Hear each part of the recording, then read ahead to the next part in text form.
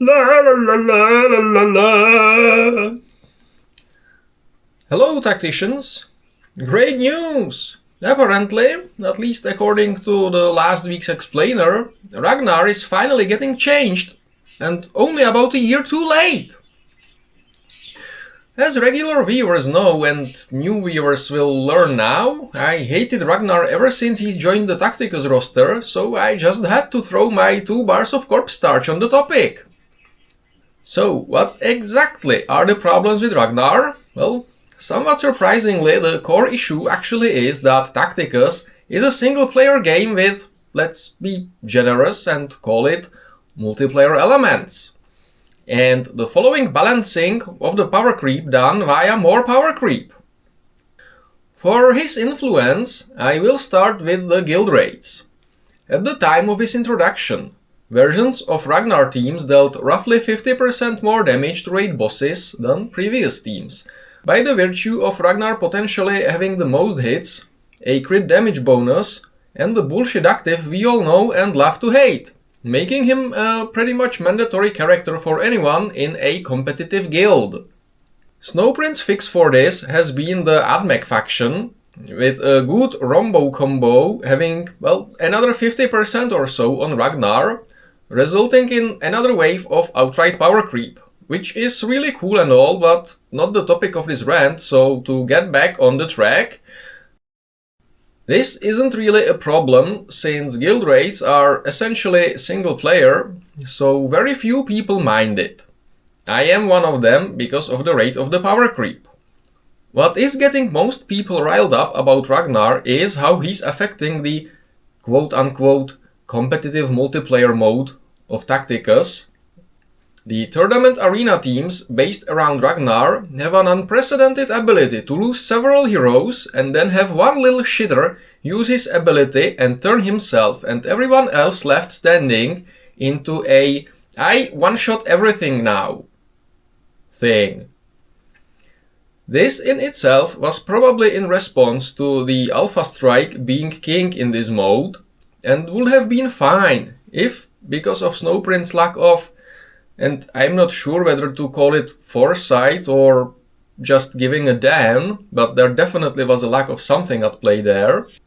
If because of Snowprint's lack of something, some of the heroes eligible for Ragnar's buff weren't able to AoE the whole board when the ability was originally intended to only buff melee attacks.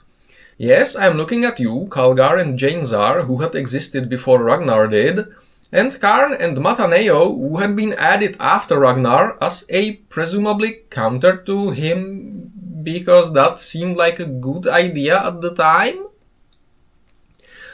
Anyway, this combined with TA's format of live PvP already being a bad experience in general. I did a rant on why TA sucks a year or so ago and most of the points still stand.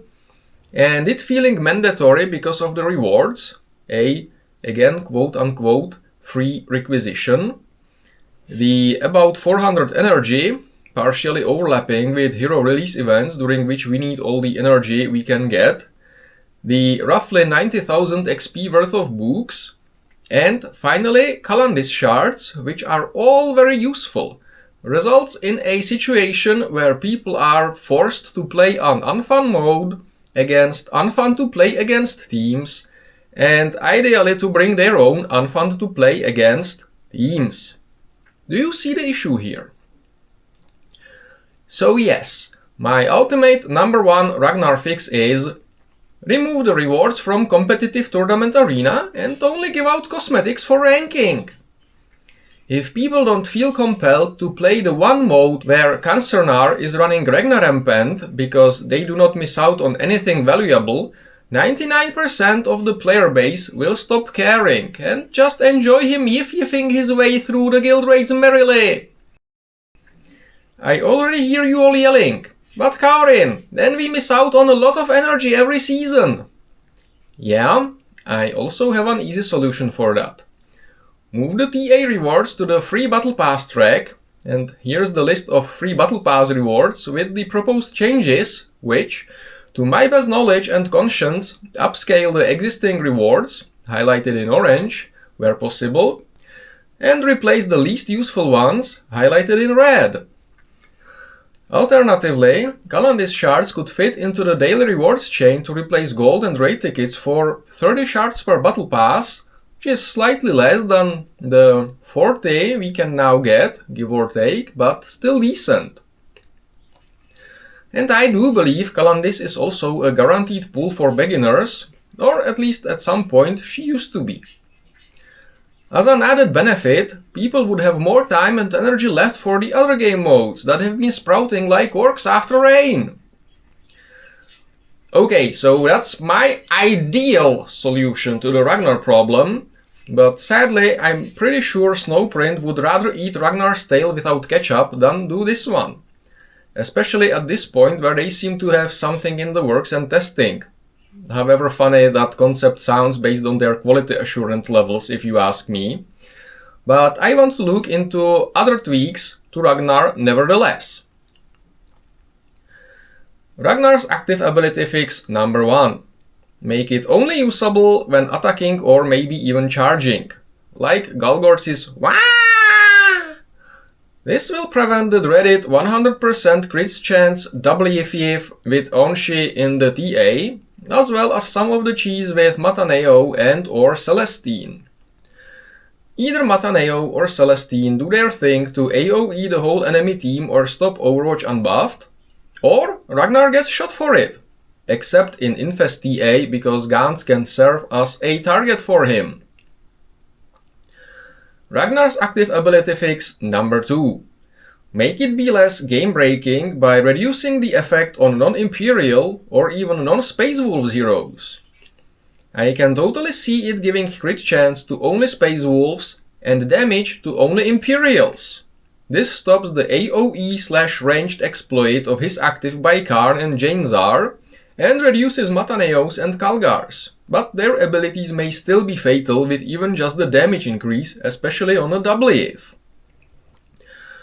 Ragnar's active ability fix number 3. Make it only work with normal attacks for non-Space Wolves. Ulf already one-shots most heroes with his active. I'm not sure that Tiark's Grapnel was meant to functionally one-shot stuff at range 6 in the first place. Arjag is supposed to charge his Hammer Throw from heroes dying, and Njal doesn't benefit from it anyway.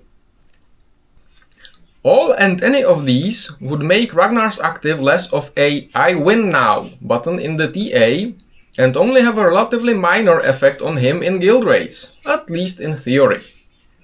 As a side effect, they would increase the dominance of robots in the raids, but that could also be addressed, perhaps by limiting the number of Rose combos per turn. Feel free to call me a ballbuster, but I think there should be several meta teams within maybe 15% of damage output of each other, so that we can actually come up with strategies based on what we already have available, rather than having to rush the next faction Snowprint introduces, because that one doubles our performance in raid. But you know, maybe that's just me. Anyway, I think I ran out of steam. As usual, thank you for watching the video. I'll appreciate any and all feedback in the comments, and I will see you around, Tactician. If you enjoyed this video, like it, share it, subscribe to the channel, and watch the video again.